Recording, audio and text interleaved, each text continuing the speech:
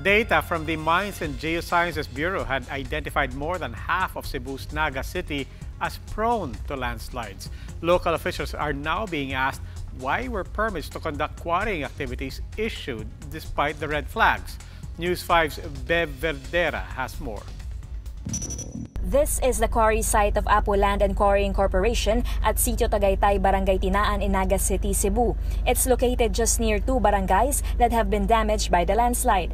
About 3 to 7 meters of soil covered the barangays. Apart from the houses, a mainstream river was also affected by the landslide. We decided to mag-divert ng tubig para maiwasan pa natin yung another disaster na ma-create, which is yung flood po, ma'am. 3 more victims are feared still buried in Sitio Tagaytay. That's why rescuers are now focusing on the area. As of the moment, the Cebu Disaster and Risk Reduction Management Office is not discounting the fact that Apo Land is at fault. That is despite the company already denying that they conducted quarrying operations prior to the incident. It's a combined factors, no? I would say everything is human induced. It's a human activity plus the hazard of, the landslide, which is caused by the rain. Based on the geohazard map from Mines and Geosciences Bureau, 64% of the city is considered a hazardous area. This means a majority of the city is prone to landslide because of its land structure. Authorities likewise do not suggest building residential properties or other structures in the area. Barangay Tinaan, where the landslide happened, is on the yellow zone, or what's considered under a moderate risk of landslide. There are also barangays in the red zone with high risk of landslide. Naga City Mayor Christine Chong, on the other hand, wonders why the MGB gave Apo Land clearance to operate when the area has been considered hazardous in the first place. If you want us to relocate, parang deleted and erased na ang Naga. I think the questions is, who issues the permits? Who makes the studies and assessment before quarry permits are given? Hindi naman ako nangguhugas ng kamay. Let the document speak for itself.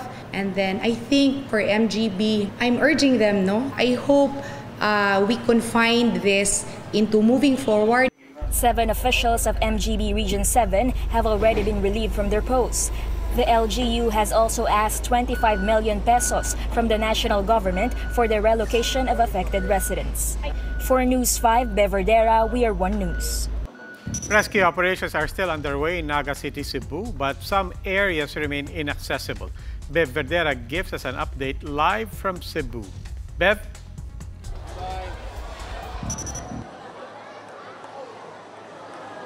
Robbie, rescuers are now on double time as they continue to search the 40 more missing from the landslide in Naga City, Cebu. The operation was stopped last Saturday because of a bad weather.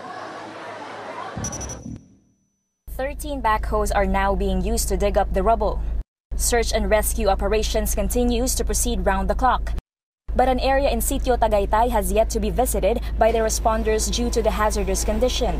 Delikado talaga kasi ang daming boulders, ang laki pa naman sa itaas ng potential area.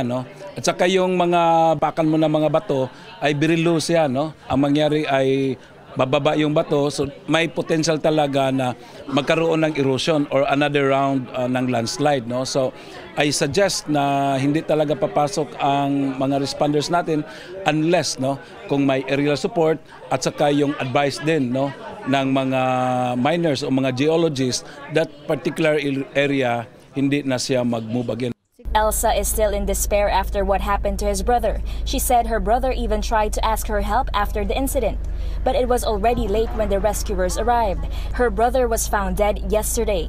Buhay pa daw sila, magpahukay daw sila kasi na sila sa may ilalim ng kahoy. Wala na, mapagwa na ganiya, wala na, patay na. Gina is not expecting that she would still see her 85-year-old father alive, but she hopes to see his body to give him a proper burial.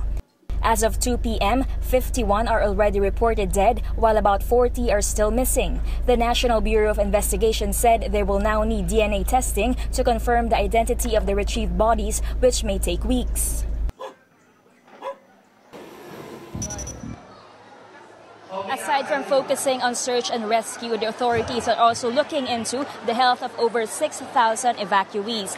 DOH has inspected the area and they have found traces of E. coli and fecal form from the water supply of the evacuation areas. Robbie? Thank you, Bev Verdera, reporting live from Cebu.